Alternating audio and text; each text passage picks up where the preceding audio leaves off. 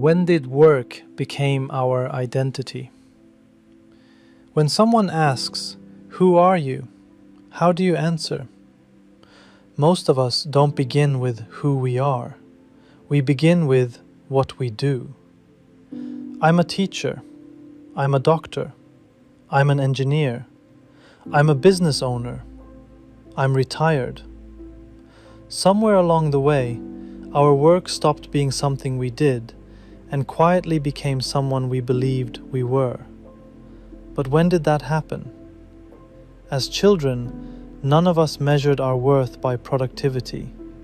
A child doesn't think, "I am valuable because I achieved something today."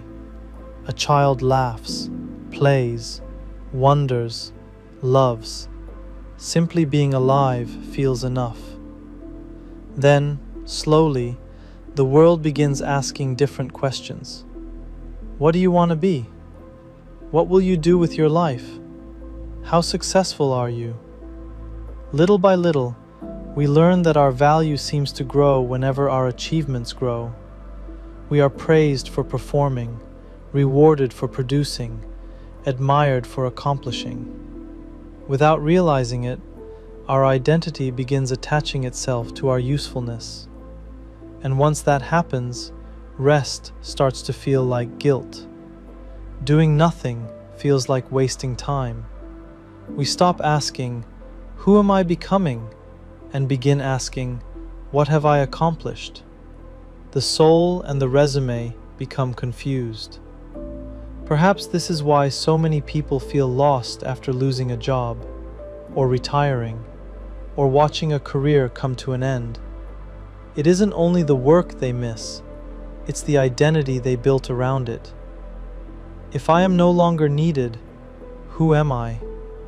If I no longer produce, do I still matter? These questions reveal something deeper. Perhaps we were never truly searching for work. Perhaps we were searching for worth. Work gave us a place, a title, a purpose, a reason to wake up, and those are beautiful things. Work is not the problem. Meaningful work can be one of life's greatest blessings. It allows us to serve, to create, to provide, to care for others, to leave the world a little better than we found it. But work becomes heavy when we ask it to tell us who we are, because no job can carry that weight. A title can be taken away, a business can fail, a company can replace us, a career can end overnight. If our identity is built only on what we do, then every change feels like losing ourselves. Perhaps this is why so many spiritual traditions remind us that before we are workers, we are human beings. Before we earn, we exist. Before we achieve, we are already worthy. The deepest part of you has never needed a job title to have value. The soul has no resume.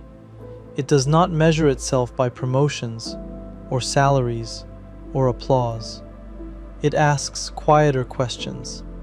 Did I love well? Did I grow in wisdom? Did I bring peace where there was conflict? Did my presence make someone's burden a little lighter? Those are the achievements that time cannot erase. Maybe the purpose of work was never to prove our worth. Maybe its purpose was to express it, to take the gifts placed within us and offer them to the world with honesty, humility, and love.